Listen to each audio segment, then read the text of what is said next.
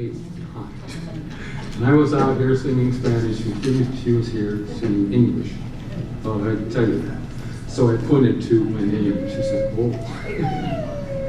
Well, I guess I want to talk about the congregation and how it works. Last Sunday, who preached? Everybody. How'd she do? How much money did she make on that?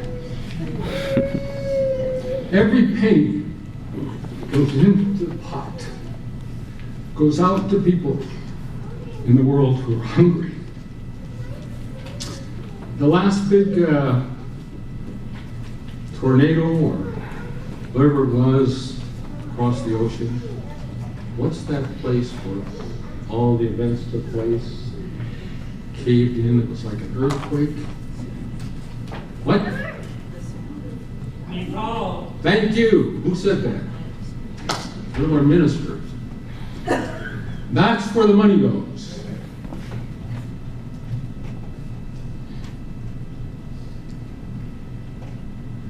Everybody that speaks at this pulpit receives zero.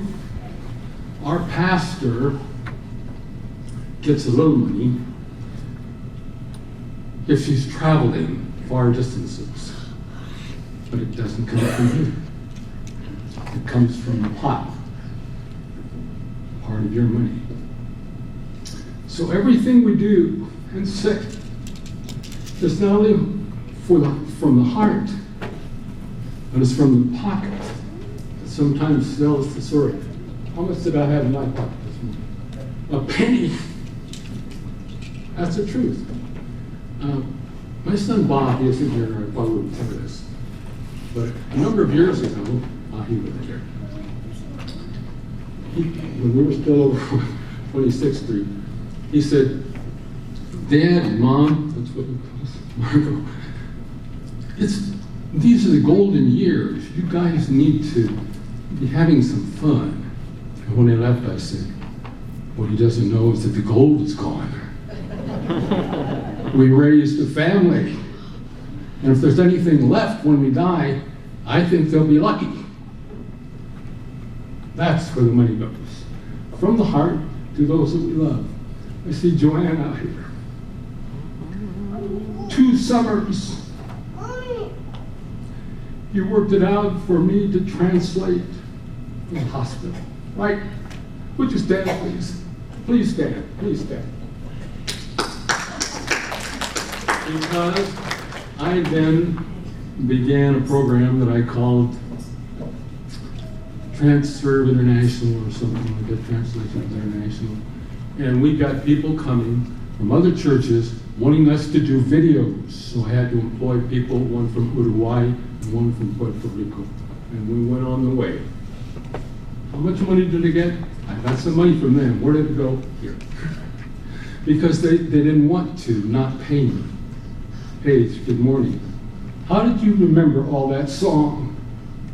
I did glance down. Boy, it didn't look like you were looking. The Spirit of God is like a fire burning in our hearts here. If I were to tell you that our ministers, like last Sunday, who was that again? Marianne. Marianne. What does she do? Yeah. Yeah, and she's a librarian. Yeah, and a whole lot of other things. Anyway, that's the way the show goes here. And yet we're here, and we're growing, and we're proud. But God is doing to us, for all of the listeners. There's so many I could talk about. I know that this lady here, and that, would you stand, please? Please. This is not even a member yet. Hoping to be, I hope. And she is the pianist organist. And she is the what? Violist and violinist. Violist. Whatever they are. 2. And the first time I heard you, do you remember I applauded? These 2 could be making money in any metropolitan city, like Omaha, Council Bluffs. I guarantee you a good living just because what you know. I've seen it. I know how it works. I know who they are. We are fortunate, very fortunate people. I see some faces I haven't seen for a while. A naval commander, would you stand, please? Please. He's working with the RLDS Church. The RLDS Church in Miami, is it? Fred. How did Fred usually begin his sermons? What did he read from? The Book of Mormon. Everybody knows that one was kind of lost out there somewhere in the travels of time. Welcome home, Fred. And God bless you. He's done so much for us because, can you remember who first, a young man, who had his first sermon and was down here? Joshua? Buttercup. Yeah. And he was afraid. So he came up and said, hello. We're just a family. We're just folks.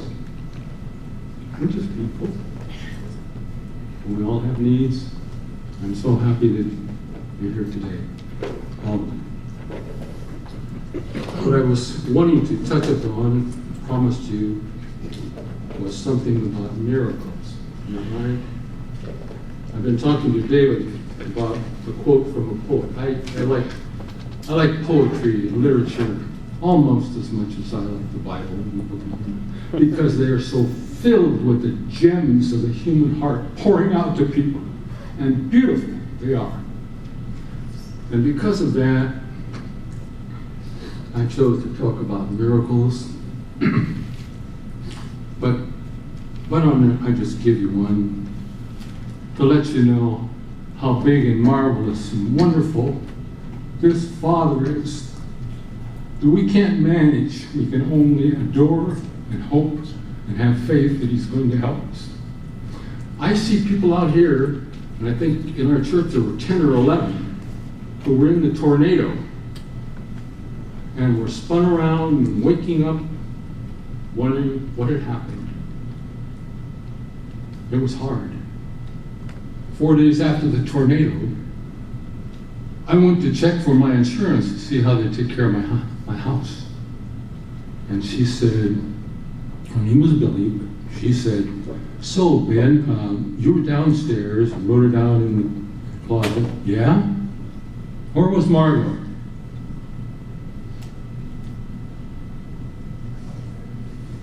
Oh, probably around some relative, living in a relative of Townsend. I thought, hope it's not that town I just looked at. It's been obliterated. And before I left, I said, Margot was in Fayette, Colorado. It's a graduation of a grandson. And I was here in the graduation of a granddaughter. Good morning. Glad you could come. God is so active in little things, in all things, if we watch for it and want to feel it. He will come our way. He will. I see Bob back here. Would you stand, please, Bob? Please. This man preaches up here without a necktie. Can you imagine that? Without a necktie. Come on, please. Without a necktie. I counted mine yesterday, and there were 47. I counted my shoes, and there were like 12 pair. I've kept them, I've shined them, and so on. But do I really need that many now? Do we really need to be putting our money here, there? I took Margot thinking I was going to buy her a ring. She hasn't heard this. And I found a beautiful ring. We didn't have wedding rings. She and I borrowed our wedding rings. We were poor a long time ago. At Walmart for $3.75. No. Yeah. No, Allison and Fred loaned us our wedding rings. Don't be contradictory. You can do that at home. I get enough of that at home. So, I'm still not rich. Everybody might know that. I see some people that did survive, and they're still okay. Marshall, you were turned around in the storm a bit, weren't you? Weren't you turned around a bit in the storm? Whirled around? Yeah. Anybody else? Where is Glenn? And back there. There's Glenn. Stand, please, Glenn. You're still well with us, aren't you? Yeah. No Fortnite didn't bother you much. Spun you around, you had to get, yeah. Scary, wasn't it? Yeah. Sit down. Thank you. He doesn't talk much in class. We were amazed and surprised the other day when he came in and said, "Hi, Dave. How'd your weekend go?" He is totally connected. We are all connected. Two different And we either hang together or I got different numbers last time ago. hang. That was a picture. Let's see what we got here. Because I promised I would talk about miracles. One of the poets was asked, I think it was Emerson, a wonderful poet, American poet. Do you believe in miracles? I know who else. Think about it. Let it hit your hearts. Miracles. Good morning, Buff. It's rare that you get to be here because of the things you have to do. So I want to welcome everybody to the Palace of Miracles, or whatever it is that's happening. 64. And it's good. Good enough. Because it isn't from me. It's from the Lord. Okay. So let's take up one just for starters. I've had a couple of braceros. You might interpret that. What did that mean in those days? Braceros. They worked in the fields, didn't they? Yeah, tomato pickers. And other kinds of pickers too. Showered outside where you could see them if you wanted to go watch from Mexico. Well, anyway, I was headed to the home of two of them.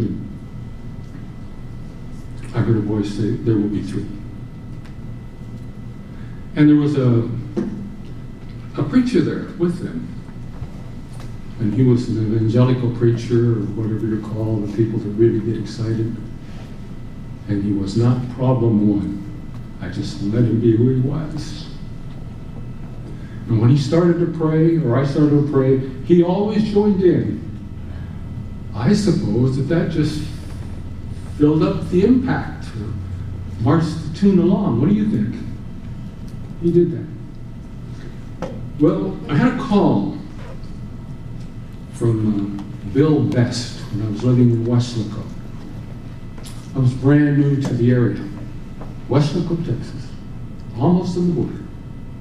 I mean, it is on the border, almost in Mexico. He said, "Ben, I want you to come up to Rio Grande City. I want you to meet some people." Okay? But that's a long way. That's a long way, Bill. Well, I don't know. I go down there to church back and forth. I'm a deacon. I never really paid much attention to it. So, yeah, I'll go up there. So I got up there, and I noticed on our way a lot of trees, and I saw a guy with a hand torch, and he was burning dry leaves in some of the trees along the way so that the cattle could get into the grain because they hadn't been rained. Anyway, we got up there, and here was a man about 6 feet something. His name was Mateo, and he was an Aztec Indian. From the time I can't remember, I was so young, I fell in love with Indians. David tried to track to see if I had an ancestry, and he thought he had one up in Iowa, in the Iowa Indian groups. And it turned out he didn't, so I'm not an Indian. My father was Danish, my mother was probably French-Canadian, and maybe the town champion was her name. Peterson was mine, and Dad's. Well, anyway, I went up there with Bill, and finally we came upon a little house. Dirt floor, small, and here's this very tall Indian. Turns out he's an Aztec Indian, and his Spanish was old Spanish. You know, I caught it because I had studied Old Spanish. How fortunate, thank you. Thank you. And I understood everything he said. The last thing he said, by the way, that I remember one thing, a los toros de caballos allí mismo. Mismo. Okay. Yeah, if you're going to Mexico City, you better be prepared. It's like having the right horse to drive the cows and the bulls around down there, meaning the people. Wow, what a revelation. Well, the third visit is unbelievable. It is a miracle. Because we always held hands when we left, and this was about the fourth time I was up there. And I decided that I wanted to go down where Bill had been digging. And I noticed there wasn't any water. And so he followed me, Mateo followed me, and sat down, and he says, yeah, it's dry, isn't it? Está muy seco, así, no? Yes, sir. Sí, señor. And I thought, well, that's too bad. I had a pair of blue sunglasses on, church bought them for me, because it was shiny all the time in Texas. And I handed them to him, and he put them on, and he goes, whoa. Well, guess what they say? They stayed with him. Pay up, church, wherever you are. And so we stood to pray, and the Lord said, if you think I'm telling the truth, just believe. If you don't, say, well, if you want rain, just tell me, ask me. Okay? And Lord, let it rain here. Before we got to the car, it started sprinkling. Before I got into Rio Grande City, it was raining. Before I got to the West Dakota, it was pouring. 10:30 that night, he said, Ben, it's raining heavy here. He called me the next morning, Ben, it's still raining. Raining, you can't believe the rain. All of those places were filled when he called me. What did I do? Just ask God for a favor. Sometimes it works, doesn't it? But there are more miraculous times than we guess, because we don't understand this God, what he wants from us after all. We've done this and this and this, and my gosh, that's what we are, and that's what we're going to do. We'll change my ways. We're not like that. You're not like that. We want his help. We need it. And besides that, it feels good when we're doing something for others. We've been taught that we should be, validating other people, watching for each one is a valuable commodity created by God. And so I go around affirming. Oh, what a cute little child. But I'm telling the truth, and mothers just light up. In the mall, there was a man who was washing the tables, and well along in years. And he said, how you doing? I said, oh, I'm great. He said, me too. I said, you lie like I do, don't you? I'm not great. Yeah, I'm lying. What's the problem? The problem is you're working, right? You're working, you're cleaning all these tables. Yeah. And you're not making much? No, I'm not making much. I don't know what I'm going to do. Well, I said, hang in there, because every table that I see you clean is clean. Clean. If you say you're going to do it, do it. If you get a penny, take a penny. If you get a $100 bill, take the $100 bill. Am I shouting? Am I shouting too much? Am I telling you what to do? I mean, only to imply. Only to convey what I know and feel in my heart.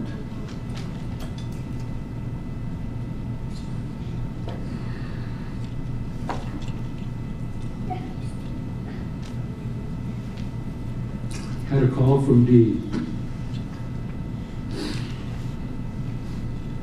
How's it going, Ben? Dee's the one that put me in this position. I said, I don't know if I can do that. I haven't spoken in a long time. And, wow. She said, you can do it. You're in. Well, I've got pages here, and I've thrown as many away as I've kept. And I don't even know if I can cover the first paragraph here, of things that I know about how the Lord works in your life, in the children, in the elderly. Especially I found that out for me, because I was traumatized. I didn't know that. So my dementia, or whatever they're calling it, began there. But before that really came into play, what do we call it now instead of Alzheimer's? Isn't that a strange name? Alzheimer's. Old timers. That stood out there. Old timers. Anyway, I was, where was I? Help me out here.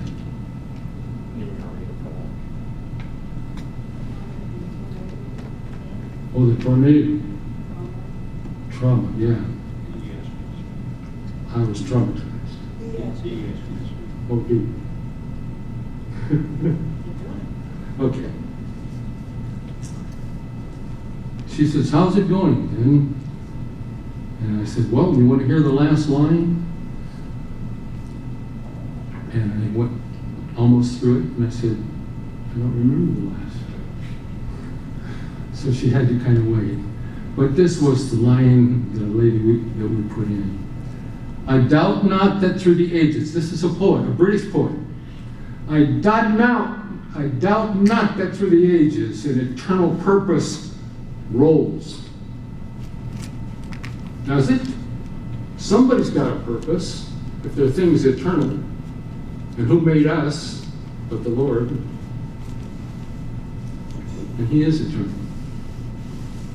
And we are too. Isn't that interesting? Now that we're made. How fortunate we are. Well, let's move.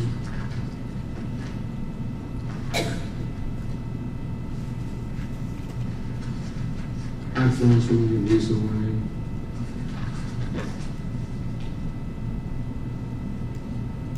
Okay.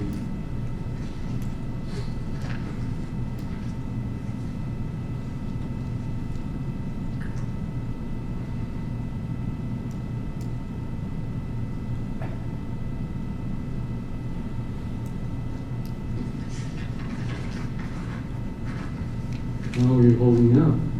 Great.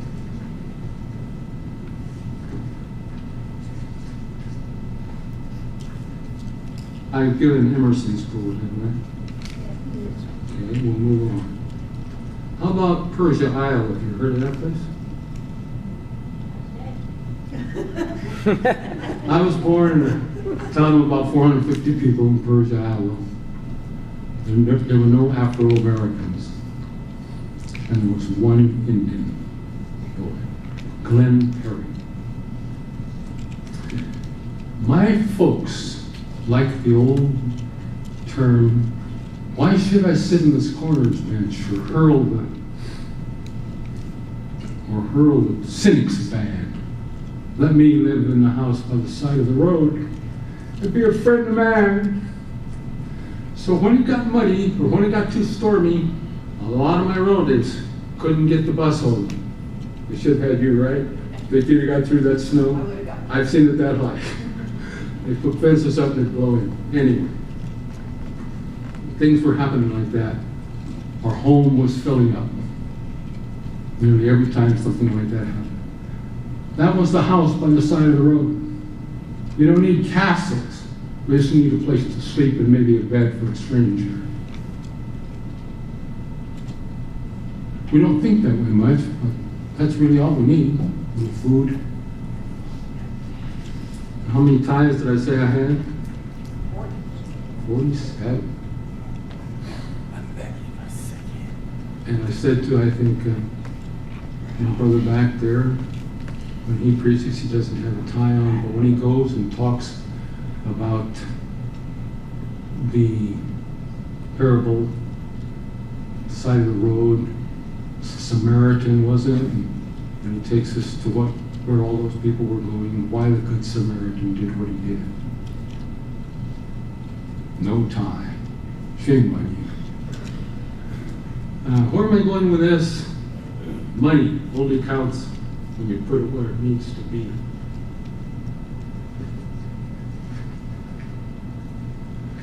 Persia, Iowa.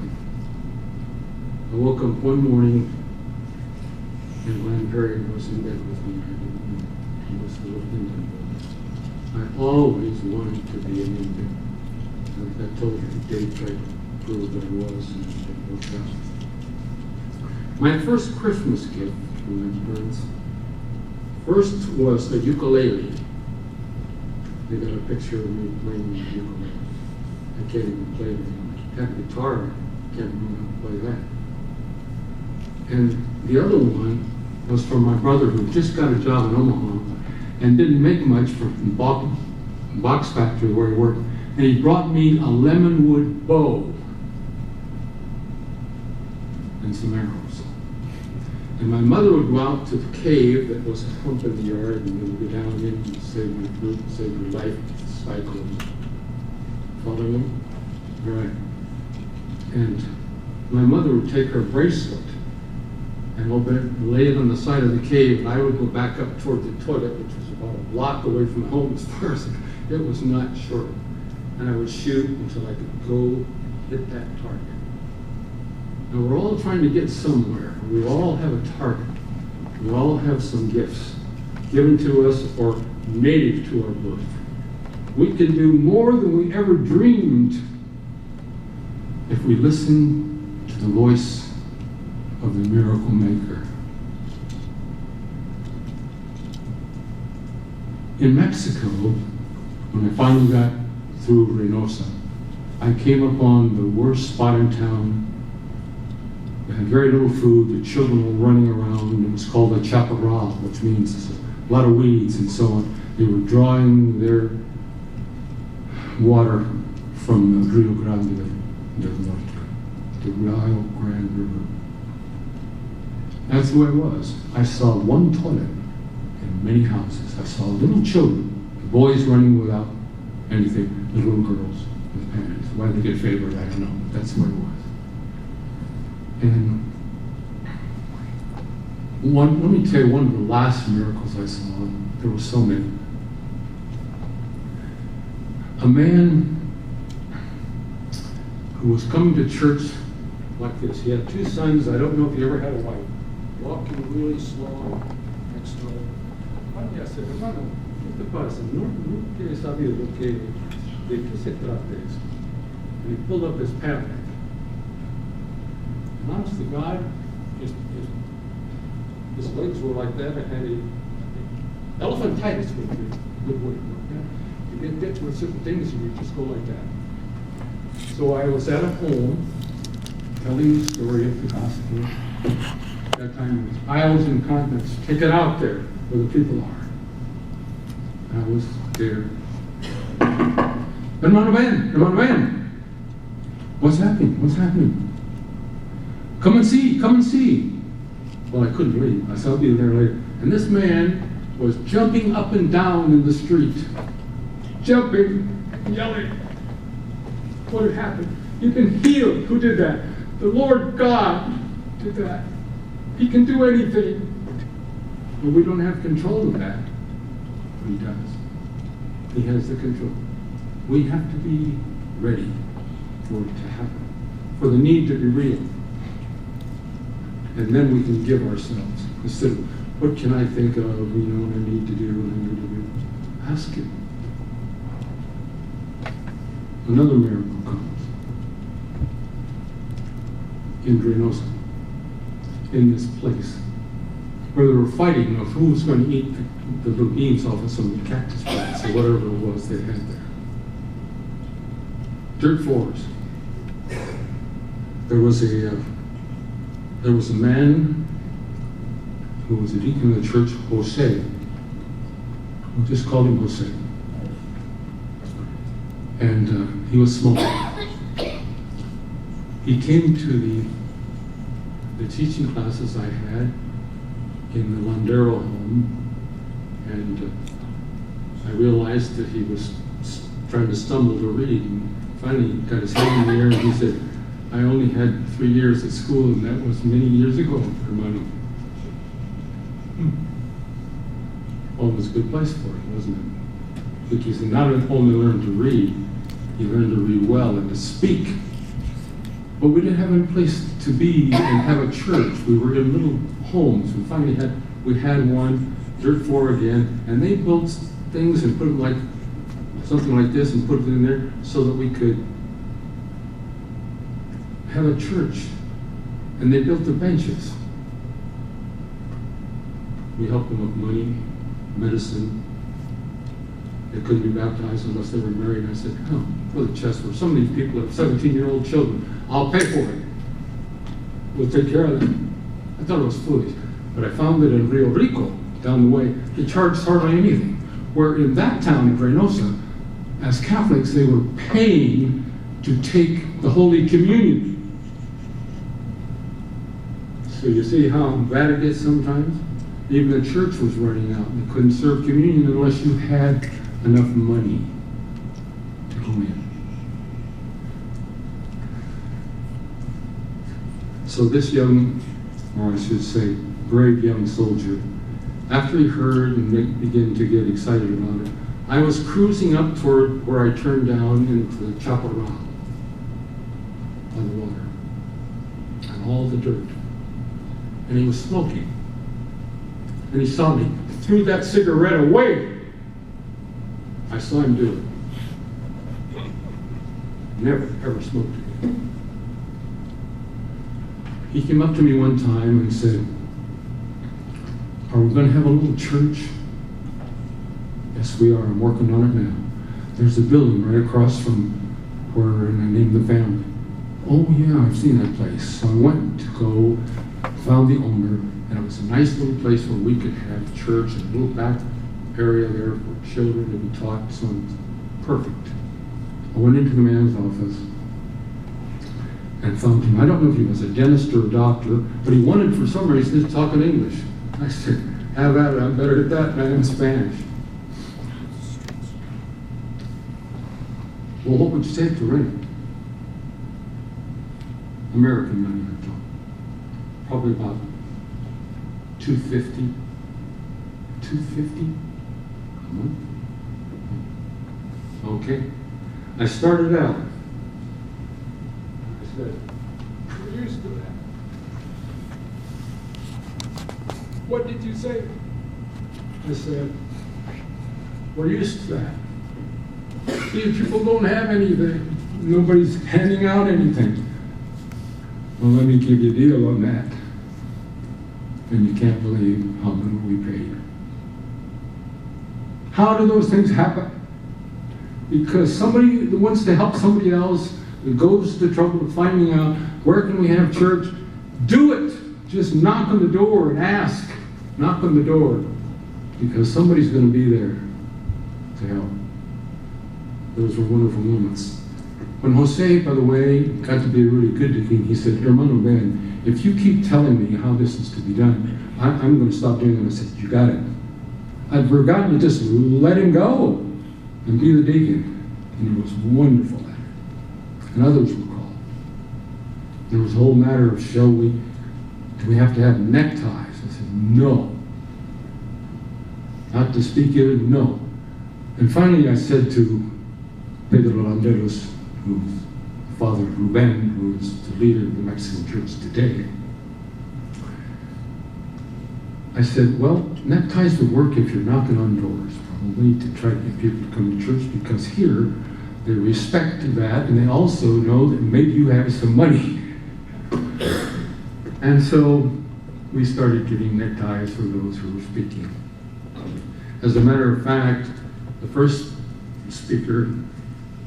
one called was Pedro Landeros, the father of Ruben. And he didn't have anything, not only a necktie, he didn't have anything, and he wanted some kind of a coat. So the coat that my parents bought me for my graduation went to him. It took him a long time to get that money, to drive to Council Bluffs, too much, Omaha, found one. That was my best and only coat. Later it got better, before my father died. When my father died, I alienated myself from the church. He was only 53. I didn't like that. I backed off. Religion, take it home and talk about it. That was my attitude. Until a couple of people showed up. Not from Persia, because we didn't have a pastor then. One from Harlan, just returning from, may I use the word?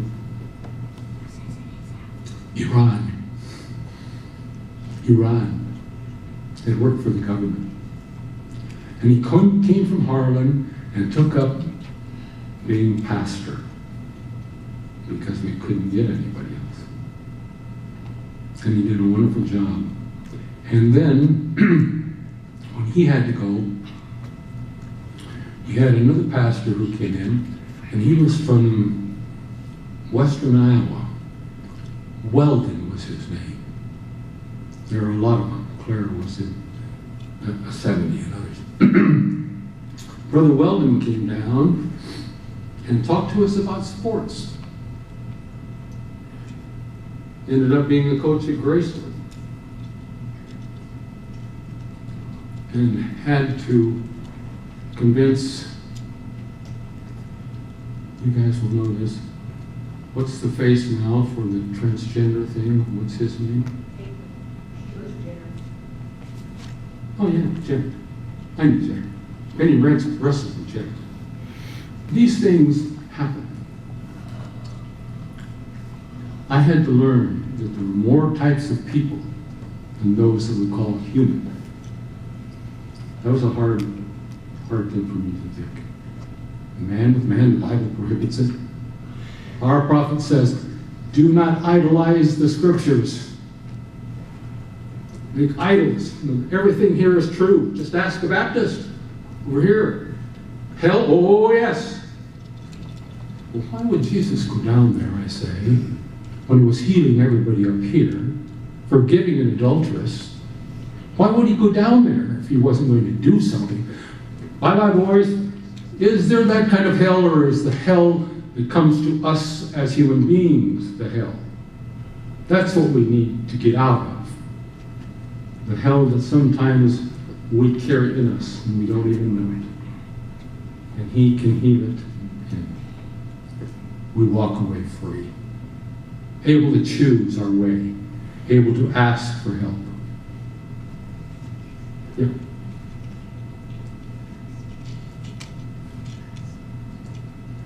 The last sentence. Well, how about the story of the Jose, the deacon that I was telling about? A small man threw away a cigarette. He had been sick 40 days. They didn't know what was wrong. They couldn't get him to talk. All that was happening was breath and the beat of his heart. They asked me to go down and pray, and so I anointed him with oil, as the scriptures teach us, and as we do. I anointed him with oil, and I said, Lord, take this man. Take this man tonight, or heal him. The next morning, he jumped out of bed. His family tells this story, and was trying to get things ready for breakfast. Let's applaud the Lord, shall we?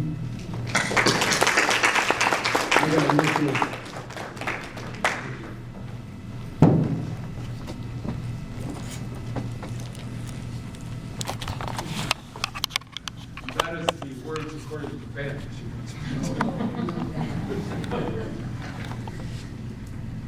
I want to take a moment right now to thank Ben. Thank you for all that you've done. And as he was talking and as I was thinking, he brought up at the very beginning, and he mentioned it over and over and over, how we're all connected. And we are very, very closely connected. And I kind of am taking a little moment of personal privilege, I'll call it. But Ben and my mom and dad were at Graceland together. Years later, I was at Graceland when Ben was a professor. Then I ended up here in Joplin, and here with Ben again. And then he became grandparents to my children. Because just like Ben, my dad died very young. And it was a hard life to go through but I was so fortunate in a connection to have someone. Dad and Ben were together as appointees, and one of the things I remember as a child is at conference, you would go, they don't do it anymore, but you would sit, those of us in the auditorium, it's a big round circular area, and in the back part behind the rostrum, they would have all the appointee families sit. And we would sit there, and then we would stand at a particular point, and we would sing the hymn, "I'll go where you want me to go, dear Lord, I'll go where you want me to go." And for those who didn't know, that was when appointees were given their assignment. And it was in front of everyone, and so as people used to mention, you were standing up there smiling because we've just sung, "I'll go where you want me to go, dear Lord." And when they say you're going to Timbuktu, you couldn't go, "Ah!" You had to go, "Okay, God, I will go there." And I think about that because that's what Ben's done over and over and over. And I have a scripture I pulled. I kept looking and thinking, and I thought there's just a scripture from me that is Ben. And it's from Matthew, and it's what we call the Great Commission. And Jesus came and spoke to them, saying, "All authority has been given to me in heaven and on earth. Go therefore and make disciples of all the nations, baptizing them in the name of the Father and of the Son and of the Holy Ghost, teaching them to observe all things that I have commanded you. And lo, I am with you always, and unto the end of the earth." And I kept thinking about that because that's what Ben is. That's what Ben has given me. I think that's what we can all say Ben has given each of us. Because no matter what life brings, no matter what happens, in your heart, it is so deep that that connection to God, that connection to that Great Commission is going to be there and will ooze out of you wherever you go, whatever you do. Because that's you, Ben. You have taken that, you have given that, you've made us know that God is here and we are connected to Him. Because there is nothing else that is stronger in your life, and that because of that, you've shared it with each of us. And so we have some thank you notes, very small, but very filled, and really they are very small, right? I mean, they need a magnifying glass, so we kind of start squeezing. But they're filled with the love and the joy that cannot be expressed in all the days that we have, because you've given so much to each of us. And I would like at this time, to give him a round of applause. We stand up, and then we are going to sing, "How Great and Marvelous Are Thy Works." So thank you so much.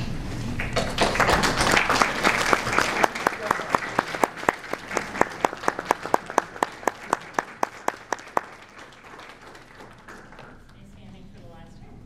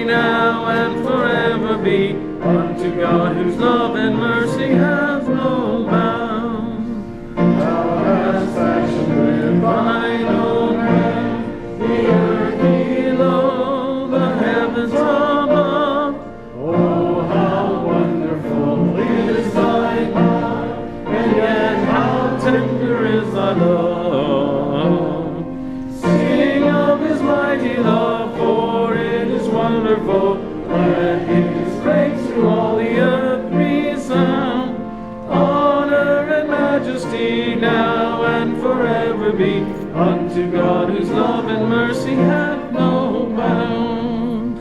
O thou infinite living God, on us now thy Spirit pour. We would worship thee, laud and praise thy holy name forevermore. Sing of his mighty love, for it is wonderful. Let his praise through all the earth resound. Honor and majesty now and forever be unto God. Mercy hath no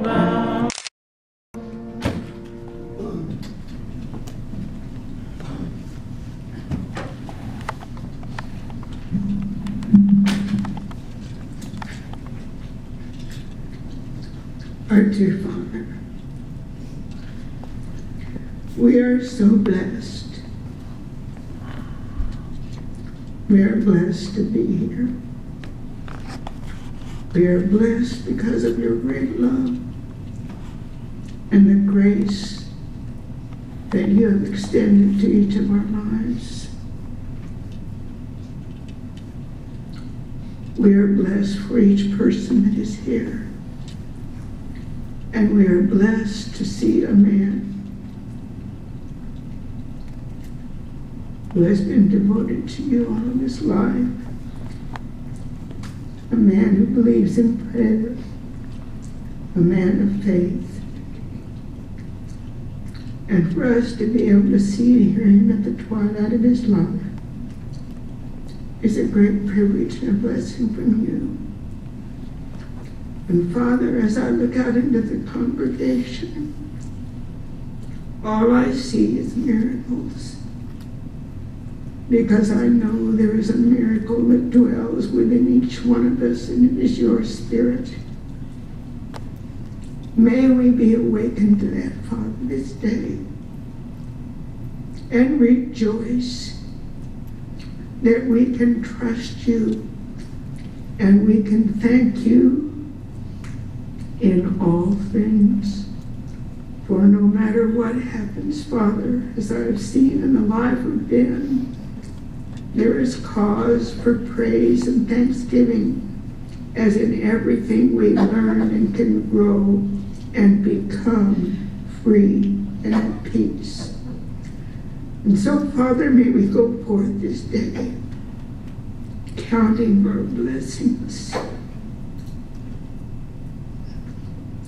looking into the sun and feeling the warm breeze on our face, and know that you are stroking us and whispering us to us in a small way, that we might be assured that you are with us.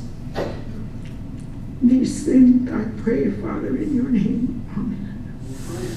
Amen.